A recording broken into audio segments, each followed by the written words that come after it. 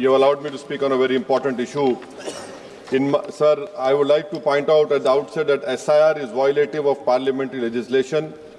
It violates the powers prescribed by Parliament. It's contrary to the judgment of Supreme Court, a 3-judges judgment of Lal Babu Hussain, and it is a malified exercise of power to selectively disenfranchise on the basis of religion. Sir, Election Commission of India cannot be bigger than Supreme Court and Parliament of India, sir. Sir, may I point out to you, sir, the representation of the RP Act of 1950 and Registration Electoral Rules 1960 prescribe that inclusion in the electoral roll will be based on self-declaration of citizenship backed by 106 documents of identity prescribed in Form 6 of 1960 rules, including Aadhaar. Now, this is an act which was passed in Parliament, sir. Supreme Court, in its Lal Babu Hussain judgment, held that once an voter has been included in the electoral roll, there is a presumption that they are citizens and they cannot be removed except by an inquiry into the citizenship of the individual voter and giving them an opportunity of hearing after informing the basis on which doubt arose concerning citizenship. What is happening now is that the Election Commission is putting the burden of proof on the voter. It is completely in violation of the Representative of People Act 1950, Electoral Rules of 1960 passed by this House, and the Supreme Court judgment of Lal Babu Hussain, sir. SIR, sir, has turned this head on its head and puts onus on the voters, sir. Sir, voters who were part of the electoral roll in 2025, instead of being given the benefit of presumption, are required to submit documents to prove the citizenship. The 2003 electoral roll is arbitrarily fixed as the baseline for which revision is being conducted. Sir, ECI is not a body empowered to go into question of citizenship. A power lies with Ministry of Home Affairs, Government of India, and Foreigners Tribunal created under the Foreigners Act. Sir, may I point out to you that what ECI is doing is wrong. Section 14A of Citizenship Act 1950, read with 2003 NRC rules, Section 4, subsection 2, 3, 4, 5, 6, prescribe just such an exercise of evaluation of citizenship to be conducted by central government. How is it the ECI is assuming the power given to another agency of Parliament just by passing executive order? This is an occupied field. The ECI has no role to intervene. Sir, as per the ECI release, 65 lakh voters were included, whose names were included in the electoral roll after the commencement of SR exercise omitted from draft roll published on August 1, 2025. After that, sir, several lakh voters where names were included draft roll were served with show cause notice. I have the copy of show cause notice that doubts had arisen on their right to be included in the electoral roll, and they were asked to appear in person with documents to prove that they were entitled to be included in the electoral roll. Sir, on what basis did the ECI issue these notices? How did the doubt arouse? Form 6 rule has been passed by this August House. How can the ECI do it? They are violating the sanctity of a law that is passed in this August House. Sir, eventually 3.66 lakh such persons were deleted from the electoral roll with no order made available in the public domain, giving the reason for deletion. Sir, under the SIR order, these persons are to be referred to authorities tribunal dealing with illegal foreign migration. Now, sir, look at this, what the government is supporting the ECI.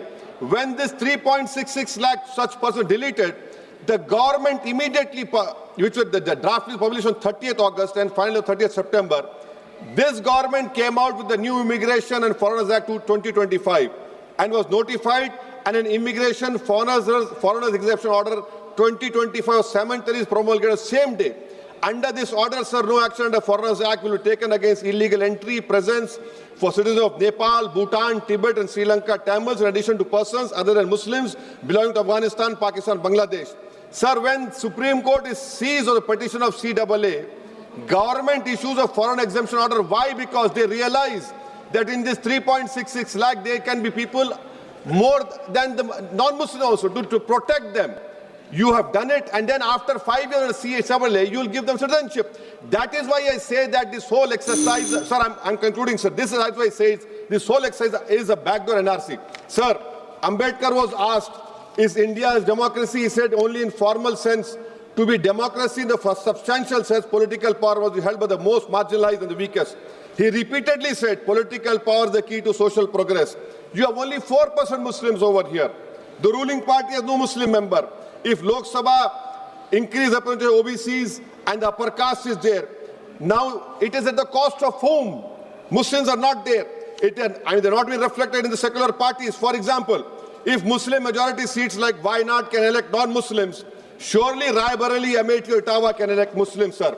And now coming to coming to this electors, sir. We are only become electors. We are not getting elected. Please conclude. Coming, sir. I'm concluding, sir. Give me 2 minutes, sir. Please, sir. Now, coming to this this whole donations, BJP got 88% donations, sir. Nearly 2,243 crores. So we the people is now represented by We the Private Limited. I would request this ruling party to please consider adopting a mixed member parliamentary system like Germany. Each voter has 2 votes, one for their MP and one for a political party. A tally is done. First, all local winners get seats, and the rest of seats are filled with the overall number of seats. Each party has matches roughly percentage. Secondly, sir, delimitation. Don't do delimitation like what you have done in Kashmir and in Assam. Because if BJP it is delimitation another game, it has to win. Then the loser is going to other political parties. But the loser will be country's democracy. Sir, right to vote. Ambedkar called it a principal theory of the Constitution. I would demand, I have put a private bill last assembly, the age of contesting elections for MLA and Lok Sabha should be brought down to 20. Rajya Sabha 25, for Vidhan Sabha 22. Why? Because, sir, we have 52% of India's population under the age of 30.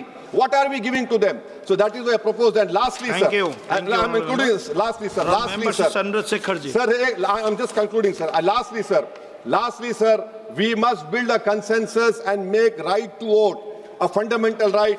I oppose the SIR. This is nothing but backdoor NRC. This is an exercise, a selective exercise to disenfranchise people in the name of religion. Thank you, sir.